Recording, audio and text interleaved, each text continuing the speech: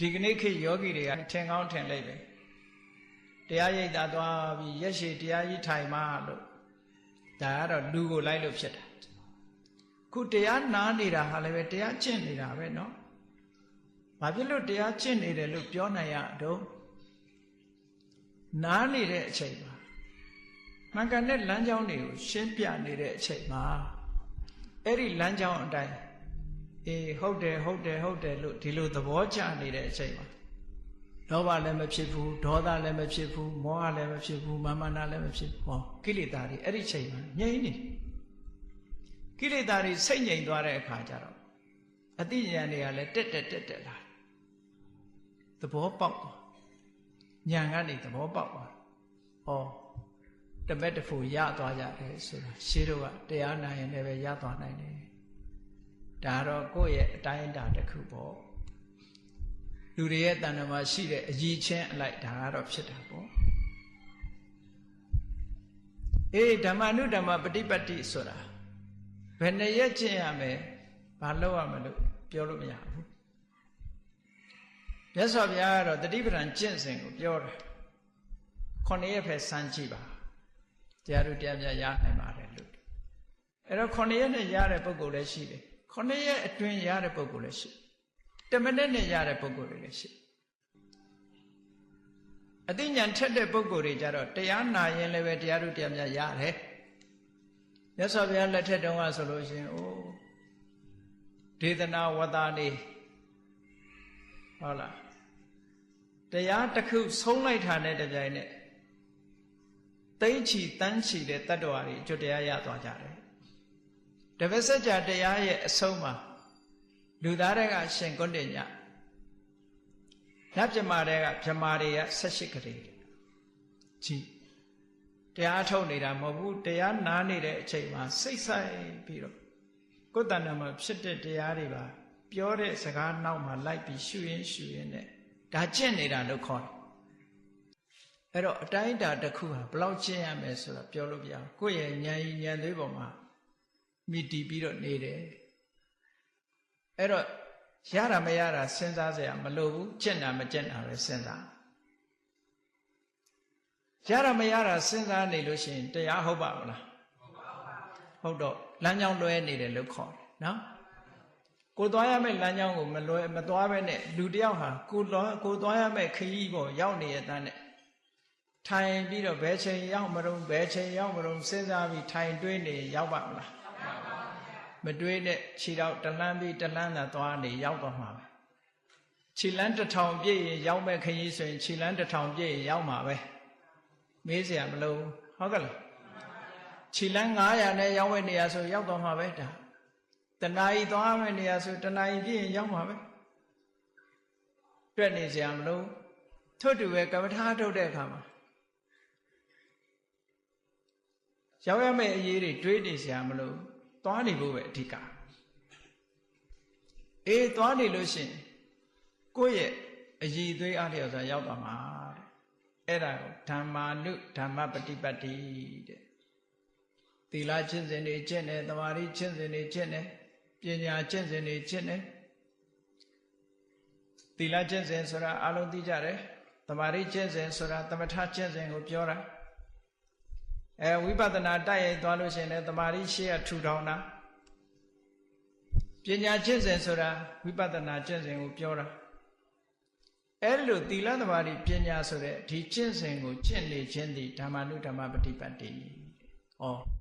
ယောနိသောမနတိကာရရဲ့ဓမ္မနုဓမ္မပฏิပတ်တိရဲ့အဲ့ဒီနှစ်ခုက internal condition တပုရိတုပနိတ္တယတတ္တမတဝနာက external condition အပြင်အကြောင်းနှစ်ခုအတွင်းအကြောင်းနှစ်ခု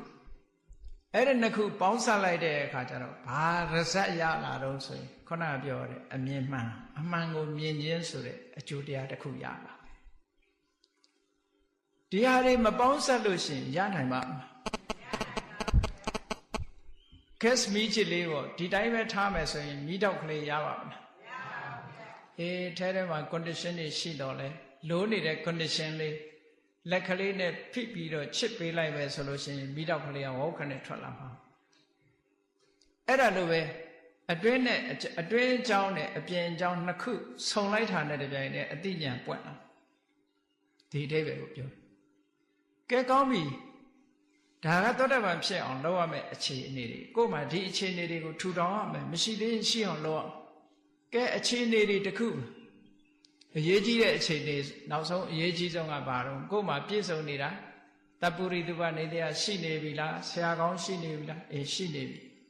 တတ္တမတဝနာနိဏနေတရားတွေနားထောင်ပြီးပြီလားထောင်ပြီးပြီဟောယောနိသောမနတိကာရအမှန်ကန်နှလုံးသွင်းမှုတွေရှိနေပြီလားရှိနေပြီဟောနောက်တစ်ခုဘာရှိရအောင်လို့ဓမ္မာနုဓမ္မပฏิပတ်တိဒီလသမารိပညာဆိုတဲ့အကျင့်တွေကျင့်နေပြီလားကျင့်နေပြီဆိုရင်ဟောဒီလေးခုစုံလို့ရှိရင်ခုနကဒိဋ္ဌိလို့ဆိုတဲ့မှန်ကန်တဲ့အမြင်ပေါ်လာမှာပဲအဲ့ဒါကိုပြောတာဒိဋ္ဌိတမ္ပန္နပုဂ္ဂိုလ်ဆိုဒီအကြောင်းလေးချက်နဲ့ပေါင်းလိုက်တဲ့အခါဒိဋ္ဌိတမ္ပန္နပုဂ္ဂိုလ်ဖြစ်သွားကောင်းပြီဒီလိုဒိဋ္ဌိတမ္ပန္နပုဂ္ဂိုလ်ဖြစ်လာပြီဆိုလို့ရှိရင်ဘလို့အကျိုးကျေးဇူးတွေခံစားရဒိဋ္ဌိတမ္ပန္နပုဂ္ဂိုလ်ကဘလို့အကျိုးကျေးဇူးတွေခံစားဘလို့ထူးခြားချက်တွေသူ့မှာရှိတယ်မြတ်စွာဘုရားအာနိတန္တသုတ်အရာစကားနဲ့နားလည်အောင်ပြောရင်သောတာပန်ဖြစ်ခြင်းရဲ့အကျိုးကျေးဇူးသောတာပန်ဖြစ်လာလို့ရှိရင်ဘလို့ထူးခြားချက်တွေရှိတယ်နံပါတ်1ကသူတော်ကောင်းတရားပေါ်မှာခိုင်မြဲသွားတာတခုဒါပေမဲ့ပုရုဇဉ်တွေကမခိုင်မြဲသေးဘူးလို့ပြောတာနော်ပုရုဇဉ်တွေကဘယ်ခိုင်မြဲမလို့ဟိုကတစ်မျိုးဟောလိုက်ဟိုဘက်ပါသွားဒီကတစ်မျိုးဟောလိုက်ဒီဘက်ပါသွားနော်ဟိုကဟုတ်နိုးနိုးဒါဟုတ်နိုးနိုးတွေဖြစ်နေပုရုဇဉ်တွေကြသောတာပန်ပုဂ္ဂိုလ်ကြတော့ဘသူကလာပြောလို့မရတော့ဘူးအပရပစ္စယောဘသူပေါ်မှာဘသူပြောတာမှမယုံဘူးကိုယ်တိုင်သိနေပြီထွေရင်သည်စားဖို့ထားတဲ့ပုဂ္ဂိုလ်ကလာမပြောနဲ့ထွေရင်သည်အကြောင်းနော်စားပြီးနေပြီဒီလိုပဲဖြစ်မှာပေါ့သူများပြောတာယုံစရာမလိုကိုယ်တိုင်တွေ့ပြီးပြီလေအဲ့ဒါလိုပဲအပရပစ္စယတတ္ထမနိယတသူတော်ကောင်းနဲ့ပတ်သက်ပြီးတော့ခိုင်မာသွားပြီခိုင်မာတာမှဘလို့ခိုင်မာတော့ဆိုဒီဘဝတည်းမဟုတ်ဘူးသေသွားနောက်ဘဝလည်းဒီတိုင်းဟိုနောက်ဘဝလည်းဒီတိုင်းလုံးဝမြဲသွားပြီလို့ပြောတာပုရုဇဉ်တွေကြတော့ရွေအောင်မှာဘုရားဘာသာမိသားစုနဲ့ဘုရားဘာသာအတိုင်းဝိုင်းမှာလာပြီးတော့ဖြစ်တဲ့အခါဘုရားကိုယ်ွယ်လိုက်တရားကိုယ်ွယ်လိုက်တန်ခါကိုယ်ွယ်လိုက်တရားနာလိုက်ဟိုဘက်အတိုင်းဝိုင်းရောက်တဲ့အခါကျတော့ဟိုလိုလုပ်လိုက်ဒီလိုလုပ်လိုက်နော်မြဲတာမဟုတ်ဘူးပတ်ဝန်းကျင်ရဲ့အခြေအနေတရားကိုလွန်ဆန်နိုင်ခြင်းမရှိကြအခုဗုဒ္ဓဘာသာဖြစ်လိုက်နောက်တစ်ခါဒီပြင်ဘာသာဝင်ဖြစ်လိုက်ဒီလိုပဲပြောင်းနေမှာပုထုဇဉ်ဆိုတာသောတာပန်ဖြစ်သွားရင်တော့ဘယ်တိုင်းဝိုင်းနဲ့ရောက်သွားတာတိမှတ်သွားပြီသူကတတ္ထမနိယတောသူတော်ကောင်းတရားမှာမြဲသွားပြီလို့ပြောတာတချို့ပုဂ္ဂိုလ်တွေကသောတာပန်လို့ပြောနိုင်လောက်တဲ့အနေအထားရှိတယ်ဘုန်းကြီးတို့ကြားဘူးတဲ့ true story လေးတစ်ခုရှိပြင်သစ်နိုင်ငံကပြင်သစ်အမျိုးသမီးတယောက်သူမိဘတွေကခရစ်ယာန်တွေသူကစာဘဝါဒနာပါတော့ဘာသာအုပ်ဖတ်တယ်ဆိုဓမ္မပဒဂါထာလေးတွေဖတ်တယ်အဲ့ဒီဓမ္မပဒဂါထာဖတ်ရင်နဲ့ဘုရားဘာသာဖြစ်သွားကြည်ဘယ်လိုဟိုဘက်အတိုင်းဝိုင်းတွေကြီးမရဘူးဒီဘက်ပြန်ရောက်တာအဲ့လိုပုဂ္ဂိုလ်မျိုးတွေဟာတခြားအတိုင်းဝိုင်းမှာရှိပြီးပြောတဲ့လူမရှိဘဲနဲ့သူ့ကိုယ်သူလမ်းကြောင်းပြန်တဲ့နိုင်တဲ့ပုဂ္ဂိုလ်တွေဟာဒါတမ္မာပုဂ္ဂိုလ်မဟုတ်ဘူးနော်တမ္မာပုဂ္ဂိုလ်မဟုတ်ဘူးသောတာပန်လူဝင်စားလို့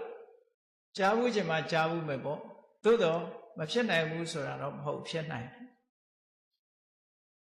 တချို့ကလေးတွေဟာငယ်ငယ်လေးတွေဖရာတရားမြဲလာသူများအသက်မတတ်ဘူးတချို့ကလေးတွေကမွေးရပါညင်ကလေးတွေနော်သူများအသက်မတတ်ဘူးအဲ့ဒါလို့အနေထားပုဂ္ဂိုလ်လေးတွေဟာသူတော်ကောင်းစိတ်ကလေးအမေကတင်ရတာမဟုတ်ဘူးအဖေကတင်ရတာမဟုတ်ဘူးပတ်ဝန်းကျင်ကိုအတုခိုးတာမဟုတ်ဘူး သူစိတ်ကိုကဖြစ်လာတဲ့ပုဂ္ဂိုလ်တွေကဒါတမန်ပုဂ္ဂိုလ်တွေမဟုတ်ဘူးသောတာပန်လို့တောင်ပြောနိုင်တဲ့ပုဂ္ဂိုလ်မျိုးတွေပေါ့ဒါမျိုးတွေရှိတာပဲဒါကြောင့်မို့လို့သောတာပန်ဖြစ်သွားပြီဆိုရင်တတ္ထမနိယတောတဲ့သူတော်ကောင်းတရားနဲ့ပတ်သက်ပြီးခိုင်မြဲသွားပြီလို့ပြောတာမပြောင်းတော့နော်တမန်ပုရုဇဉ်တွေကတော့အခုဓမ္မံတရဏံကိစ္ဆာမိဆိုပေမဲ့လို့နောက်ရက်ကျတော့ဓမ္မံတရဏံကိစ္ဆာမိဆိုကြမှာဆိုနိုင်မှာတခြားဘဝတခြားအတိုင်းဝိုင်းရောက်သွားရင်ပြောင်းသွားမှာနောက်အကျိုးတစ်ခုကဘာလို့ဆိုရင်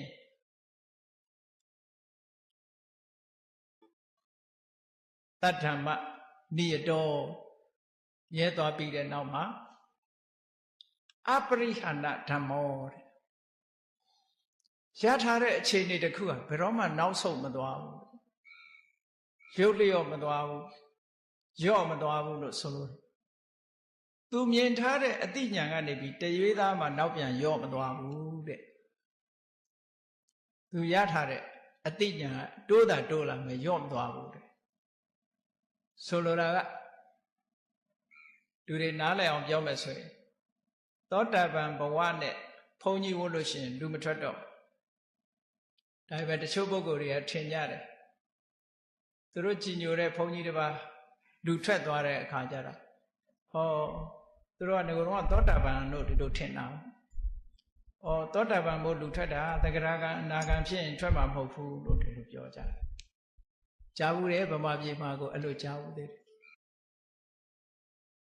တကယ်တော့သောတာပန်ဖြစ်သွားလို့ရှိရင်ဘုန်းကြီးကနေလူမဖြစ်တော့သိကြတယ်ဒါ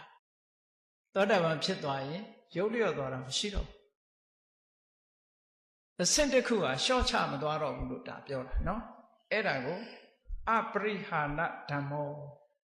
နောက်ဆုတ်သွားတဲ့သဘောယော့ကျသွားတဲ့သဘောမျိုးမရှိဘူးတဲ့နှစ်ခုရှိပြီနော်နံပါတ်1ကပါလဲတဓမ္မနိယတောသူတော်ကောင်းတရားပေါ်မှာခိုင်မာသွားပြီနောက်ဒုတိယကပါတော့အပရိဟာဏဓမ္မောဘယ်တော့မှဆုတ်ယုတ်သွားတဲ့သဘောမရှိတော့ဘူးတိုးတက်ဖို့ပဲရှိတယ်ဆုတ်သွားတာမရှိဘူးဒါပြောတာတရားဓမ္မအနေနဲ့အသိဉာဏ်အနေနဲ့လည်းဆုတ်မသွားဘူးသီလအနေနဲ့လည်းဆုတ်မသွား၅ပါးသီလလုံတဲ့နေရာကနေ၅ပါးသီလတစ်ပါးလျှော့ပြီး၄ပါးသီလဆိုတာမရှိဘူး၃ပါးသီလမရှိဘူး၂ပါးသီလမရှိဘူးတစ်ပါးသီလမရှိဘူး၅ပါးအပြည့်အဝဆောက်တယ်ဟောရော့မသွားဘူးပြောတာနော်အပရိဟာဏဓမ္မောနောက်တစ်ခုကဘာလို့ဆိုပရိယန္တကတ္တဒုက္ခတန်တရားတွေကဝဆင်းရဲဒုက္ခတွေကိုကန့်သက်ပြီးဖြစ်သွားပြီဘုန်းကြီးတို့တွေပုထုဇဉ်တွေကြတော့ဒုက္ခအကန့်အသတ်မရှိသေးဘူးဘလောက်ခံရအောင်မယ်လို့သိလားမသိဘူးတန်တရားထဲမှာဘလောက်ကြာအောင်မယ်ဘလောက်ဘယ်နှခါအိုရအောင်မယ်ဘယ်နှခါနာရအောင်မယ်ဘယ်နှခါသေရအောင်မယ်လို့မသိဟုတ်ကဲ့အကန့်အသတ်မရှိဘူးအကန့်အသတ်မဲ့ဒုက္ခတွေအတိုင်းတာမဲ့ဒုက္ခတွေရှိနေတော့မယ်သောတာပန်ဖြစ်သွားပြီဆိုလို့ရှိရင်ဒုက္ခတွေကိုကန့်သတ်လိုက်ပြီတဲ့ဘာလို့ဆိုရင်အလွန်ဆုံး9ဘဝပဲ9ခါပဲတည်တော့ဟုတ်ကဲ့9ခါပဲတည်တော့10ခါမြောက်ဘဝကိုမယူဘူးကြည့်လူတွေနေစဉ်ရွတ်နေကြတဲ့ပရိတ်ထဲမှာပါတယ်လေနတ္တေဘဝံအဋ္ဌမမာရိယန္တိကိဉ္စာပိတေဟွန္တိဘုတံပမတ္တာနတ္တေဘဝံအဋ္ဌမမာရိယန္တိဘယ်ထဲမှာပါတော့ပြိပယဟုတ်လားယရဏတုတ်ထဲမှာပါဟုတ်ကဲ့ကိဉ္စာပိတေဟွန္တိဘုတံပမတ္တာကာမဂုဏ်အာယုန်နေနဲ့မေ့ခြင်းမေ့နေပါစေတဲ့မေ့နေပြီမဲ့လို့နတ္တေဘဝံအဋ္ဌမမာရိယန္တိရှစ်ခုမြောက်ဘဝဘယ်တော့မှတရေမတည်တော့ဘူးလို့ပြောတာဟုတ်ကဲ့သောတာပန်ပုဂ္ဂိုလ်ဟာ9ဘဝနဲ့ပဲကန့်သတ်လိုက်ပြီး10ဘဝမြောက်တရေတည်တယ်ဆိုတာမရှိတော့ဘူးဘဝမရှိတော့ဘူးဒါပြောတာနော်အဲ့ဒါကြောင့်မို့လို့ပရိယန္တကတ္တဒုက္ခဟောတိသူ့ရဲ့ဒုက္ခတွေဟာကန့်သတ်ပြီးသားဖြစ်သွားပြီနောက်တစ်ခုကဘာလို့ဆိုအတ္တဓာရဏေနညာနေနသမဏဂတော ကိုယ်ပိုင်အသိဉာဏ်တစ်ခုရှိသွားအတ္တဒရဏဆိုတာတာမန်ပုဂ္ဂိုလ်တွေမသိတဲ့တာမန်ပုဂ္ဂိုလ်တွေနဲ့မစီဆိုင်တဲ့အသိဉာဏ်မျိုးသူ့မှာရှိသွားဘာတွေတော့သူ့ထဲမှာထင်ရှားတဲ့အသိဉာဏ်ကဘာလို့ဆိုရင်သင်္ခါရမှန်သမျှအနိစ္စဆိုတဲ့အသိသူ့မှာရှိသွားသင်္ခါရမှန်သမျှဟာဒုက္ခဆိုတာသူအသိရှိသွားပြီသဘာဝတရားမှန်သမျှအနတ္တဆိုတဲ့အသိလည်းရှိသွားဒါတာမန်ပုဂ္ဂိုလ်တွေသိတဲ့အသိမဟုတ်ဘူးသူကကိုယ်တိုင်သိတဲ့အသိနဲ့ထူးခြားတဲ့အသိမှန်ကန်တဲ့အမြင်တွေသူ့မှာရှိသွားပြီတဲ့ဒါကိုပြောတာအတ္တဒါရဏေနညာနေနဘုရုဇဉ်တွေနဲ့မဆက်ဆံတဲ့သီးသန့်သောတာပန်ပုဂ္ဂိုလ်တွေရှိတိုင်းတဲ့သောတာပတ္တိမဉ္ဇဉ်ဆိုတဲ့အမှန်ကိုမြင်တဲ့နိဗ္ဗာန်ကိုမြင်တဲ့ဉာဏ်နဲ့ပြည့်စုံသွားပြီလို့ပြောတာနောက်တစ်ခုကဘာလို့ဆိုရင်ဟေတုစတ္တသုဒိဋ္ဌောအကြောင်းတရားအစစ်မှန်ကိုသူမြင်သွားပြီတဲ့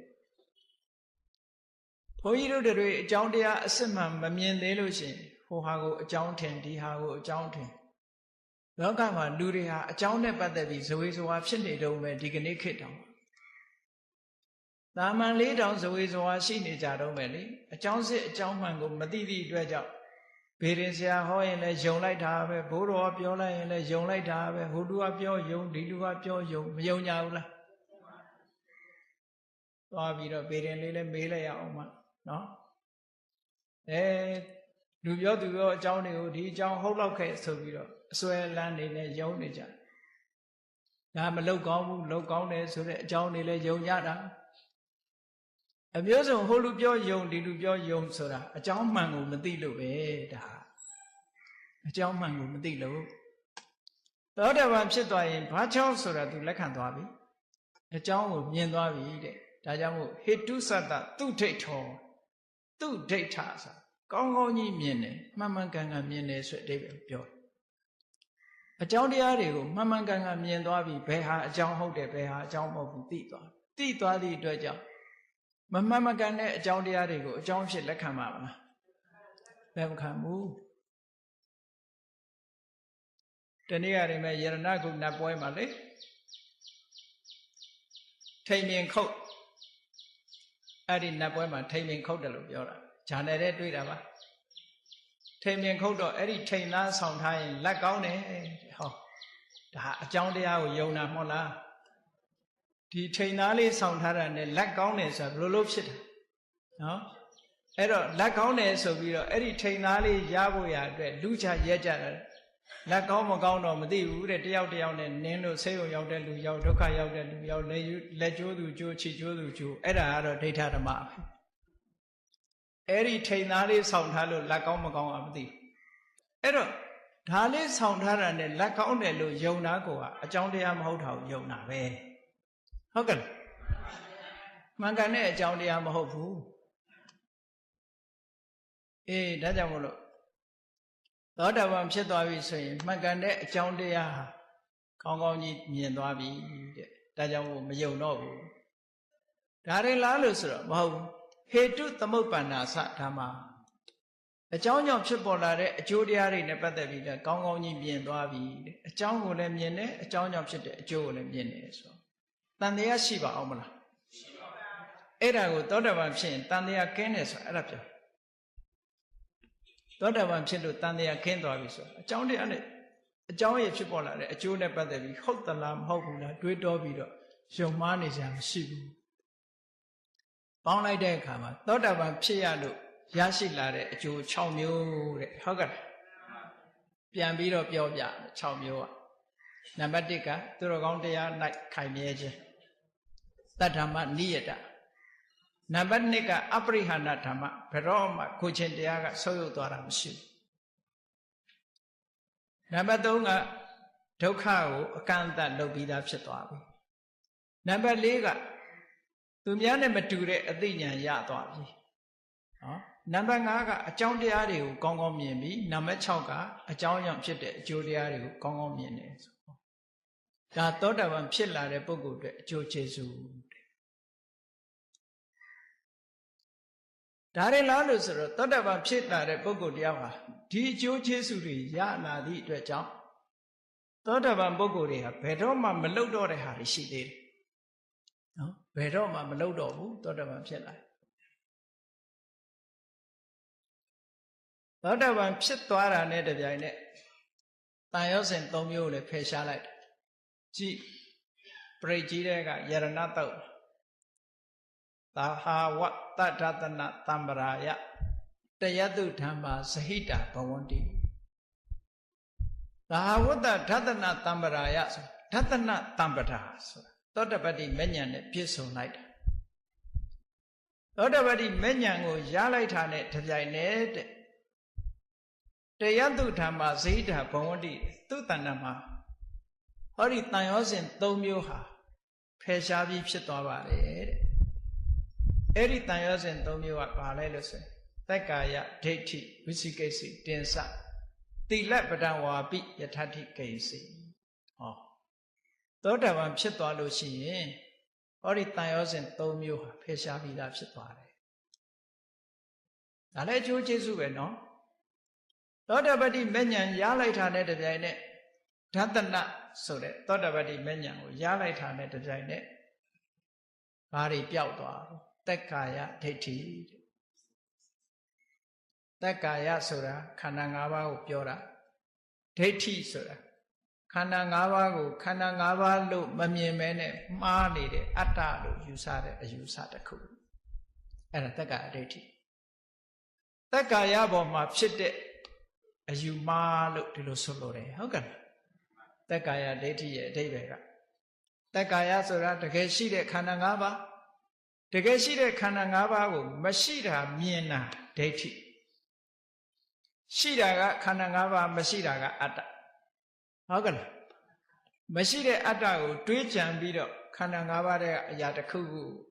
ဒိဋ္ဌိမှားရတဲ့အမြင်ဖြစ်နေတယ်အတ္တလို့ယူဆပြီးတော့ဖြစ်နေတယ်အလုံးကြားဘူးလေပဲသက္ကာယဒိဋ္ဌိ20ရှိတယ်ခန္ဓာတစ်ခုမှာ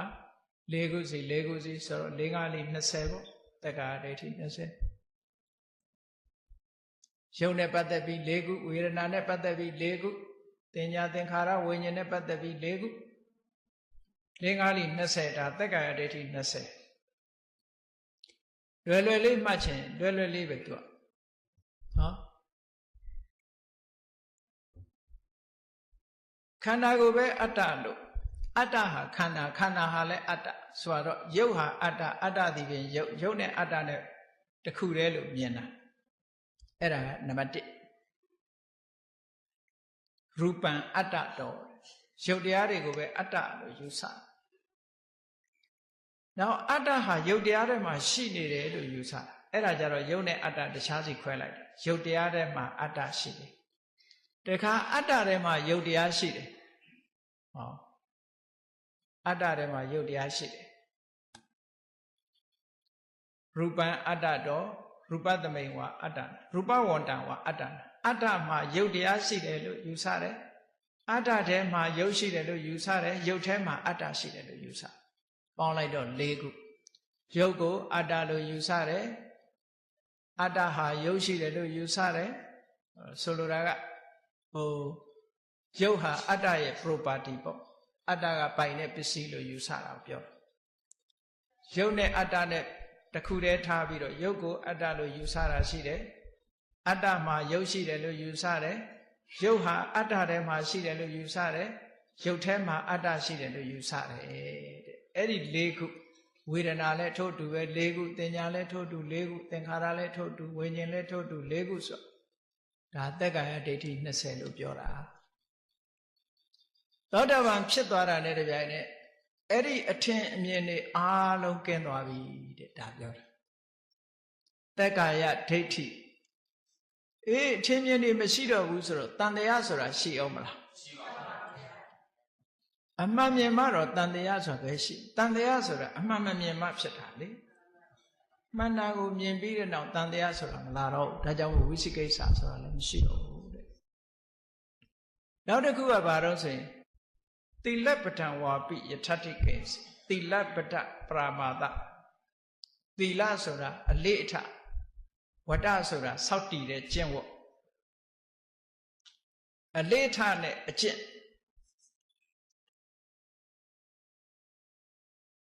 နိုင်ငံခြားသီလဗဒပရမတ္တကိုပြန်တဲ့လူတွေက right and ritual လို့ပြန်မမှန်ဘူးသီလဆိုတာအလေးအထားတစ်ခုကိုပြောတာဝတ္တဆိုတာအဲ့ဒီအလေးအထားအတိုင်းလိုက်နာကျင့်သုံးတာကိုပြောတာကဲအလေးအထားတွေကတဦးနဲ့တဦးတစ်မျိုးစီပဲမဟုတ်လားဘာကိုရည်ညွှန်းတာတော့လို့ဆိုတော့မိစ္ဆာဒိဋ္ဌိတွေမှန်ကန်တဲ့အယူဆမရှိတဲ့ပုဂ္ဂိုလ်တွေဟာနိဗ္ဗာန်ရောက်ကြောင်းထင်ပြီးတော့မှားရွက်တဲ့အလေးထားတွေကိုလိုက်နာကျင့်သုံးဖို့စောင့်တည်ထားတာကိုသီလဝတ္တဒီလိုခေါ်တာနော်စောင့်တည်ထားခုနကပဲသီလစောင့်တည်ကြတယ်မဟုတ်လားသီလဆိုတာဒီနေရာမှာအလေးအထားကိုပြောတာဆိုပါစို့နွားတစ်ကောင်ကိုကြည့်နွားရဲ့အလေးထားရှိတယ်မဟုတ်လားနွားရဲ့အလေးထားဆိုတာနွားအပြုအမူနွားဆိုတာလေးချောင်းထောက်ပြီးတော့သွားတယ်ဒါနွားရဲ့သီလဟုတ်ကဲ့ဒီနေရာမှာဟိုကိုချင်းသီလနဲ့သွားမရောနဲ့နော်သီလဆိုတာအလေးထားနွားတွေကမျက်စားတယ်ဟာလားနွားသွားကြည့်လိုက်လို့ရှင်သိတာပေါ့သူဘာလုပ်နေလဲဆိုသူ့ရဲ့အမူအရာတွေအားလုံးဟာဒါဂောသီလကဲခွေးတွေကိုမျက်စိအောင်ပဲခွေးတွေပေါ်ခွေးရဲ့အလေးထားကြည့်ခွေးဆိုတာလေးပဲထောက်ပြီးတော့သွားတယ်အစာစားရင်ပါးစပ်နဲ့ယူစားတယ်နော်အိတ်တဲ့အခါမှာခြားလဲလှုပ်ပြီးတော့အိတ်တယ်ဟော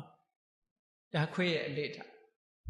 ကျင်ကြီးကျင်ငယ်စောတဲ့အခါမှာသူ့အလေးထားနဲ့သူစွတ်အဲ့ဓာတွေကသီလလို့ခေါ်တယ်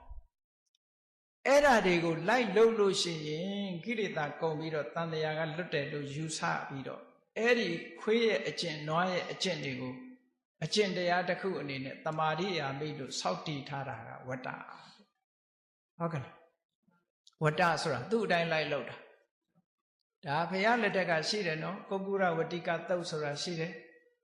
ခွေးကျင့်ကျင့်တာနွားကျင့်ကျင့်တာတွေရှိတယ်ဟိုအများကြီးပဲကျင့်နေရမြောက်ကျင့်ကျင့်တာတို့မွေကျင့်ကျင့်တာတို့ဒေါင်းကျင့်ကျင့်တာတို့အကျင့်တွေမျိုးကိုစုံတာလူဆိုတာရှောက်တွေးပြီးတော့ကျင့်ကြတာပဲလေအဲ့ဒီအလေးထားအကျင့်တွေနဲ့ပတ်သက်လာလို့ရှိရင်တော့မှားယွင်းနေတဲ့ဟာတွေပေါ်မှာဟိုမှန်မှန်ကန်ကန်သုံးသပ်ဆင်ခြင်တတ်လာတယ်တဲ့အဲ့ဒီအကျင့်မှားတွေကိုလိုက်ပြီးတော့ကျင့်တာမျိုးမရှိတော့ဘူးလို့ပြောတယ်သောတာပန်ဖြစ်သွားလို့ရှိရင်အဲ့ဒီလိုမှားယွင်းတဲ့အကျင့်တွေကိုလက်ခံကျင့်သုံးမှုမရှိတော့ဘူးတဲ့ဒါသီလဝတ္တပရမတ္တကိုဖယ်ရှားတာပြောတယ်ကဲသောတာပန်ဖြစ်သွားလို့ရှိရင်ဟောဒီတန်ရောစင်တွေကုန်သွားပြီလို့ပြောတာနော်ကြည်အဲ့ဒီပေကြီးတဲ့မှာပဲကြည်လေသက္ကာယဒိဋ္ဌိဝိသိကိစီတင်္စသီလပဒံဝါပိယထာထိကိစီစတုဟိပါယေဟိစဝိပမုတ်တော်အပေလေးပုံကလည်းလွတ်သွားပြီဒိဋ္ဌိတမ္မာနပုဂ္ဂိုလ်ဟာအပေလေးပုံကလွတ်သွားတယ်ငရဲမကြတော့ဘာဖြစ်လို့ငရဲမကြတာတော့ဆိုငရဲကြစေနိုင်လောက်အောင်အကုသိုလ်သူမှမရှိဘူးပြောလောဘရှိသေးတယ်အဲ့ဒီလောဘကငရဲကိုချနိုင်လောက်အောင်စွန့်ရည်တတ်တိမရှိတော့ဒေါသရှိသေးတယ်အဲ့ဒီဒေါသကငရဲကြစေနိုင်လောက်အောင်မရှိတော့ဘူးသူကဒါပြောတယ်အရှိန်တွေရော့သွားပြီဘယ်ရာပဲဖြစ်ဖြစ်အရှိန်ဆိုတာရှိတာပေါ့အဲ့ဒီအရှိန်တွေရော့သွားတာဒါမှမဟုတ်စတုဟိပါယေဟိစဝိပမုတ်တော်အပယ်လေးပုံကလည်းလွတ်သွားပြီနောက်တစ်ခုကဆက်စာပိဌာနာနိအပပခါတုံသောတာပန်ဖြစ်သွားလို့ရှိရင်မလုတ်တဲ့အလုတ်6မျိုးမလုတ်တော့ဘယ်လိုမှမဖြစ်နိုင်ဘူး impossible လို့ပြောအပပ impossible သောတာပန်ဖြစ်သွားရင်ဘယ်လိုမှမဖြစ်နိုင်တော့ဘူးလို့ပြောရမယ့်ဟာ6ခုရှိဆက်စာပိဌာနာနိ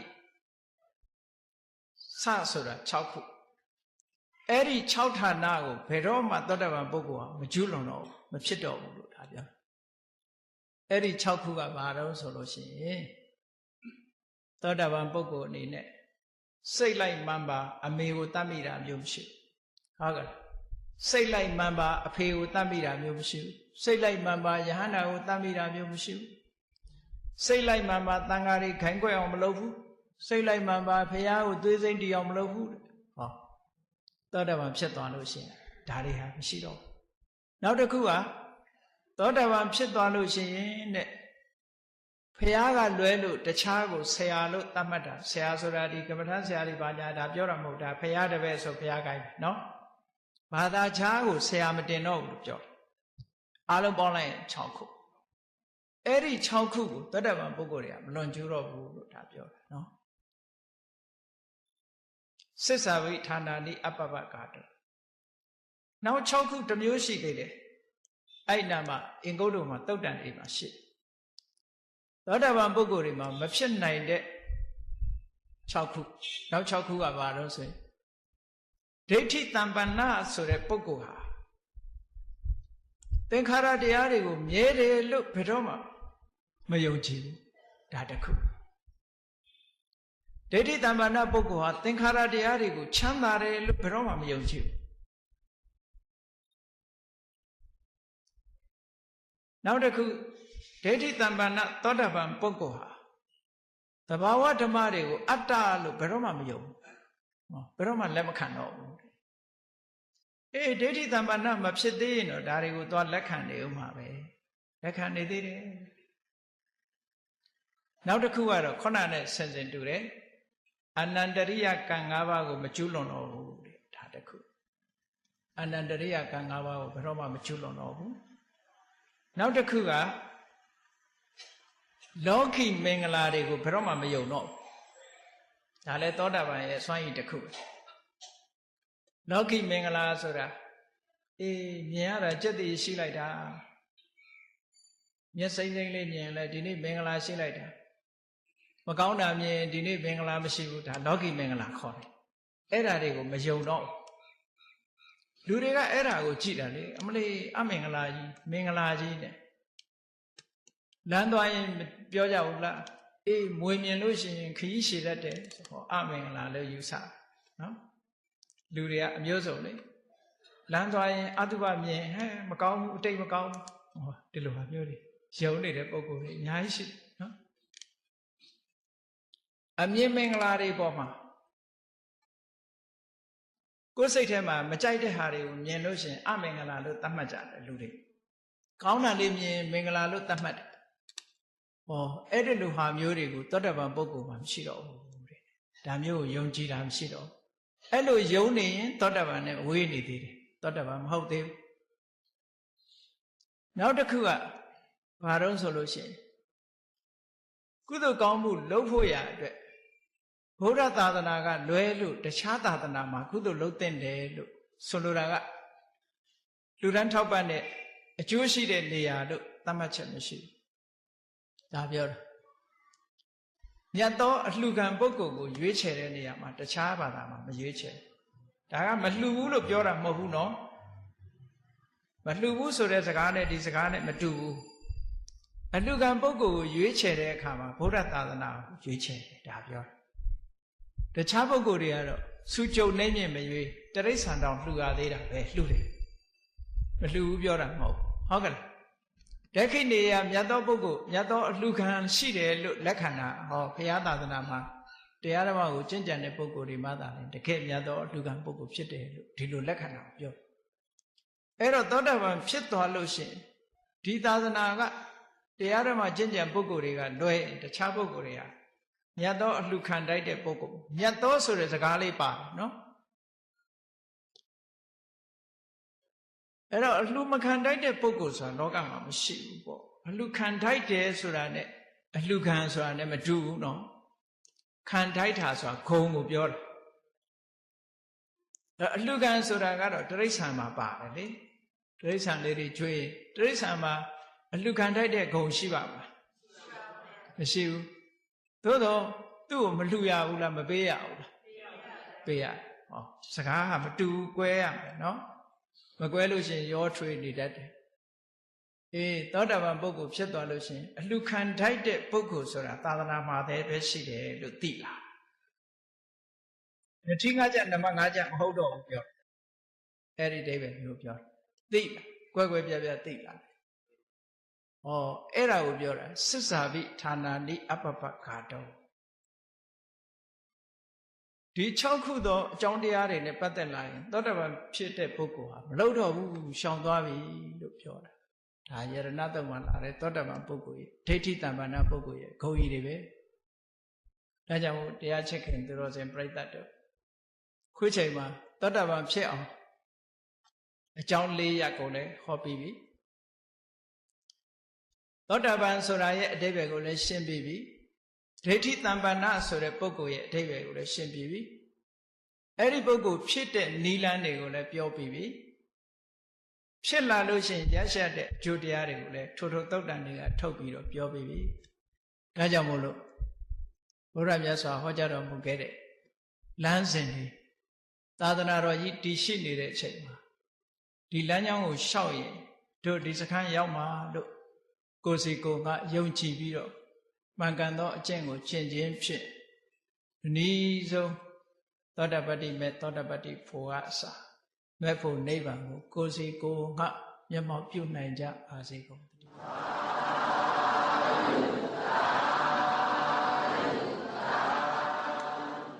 မေတ္တာပို့အောင်တတ္တဝါများစွာ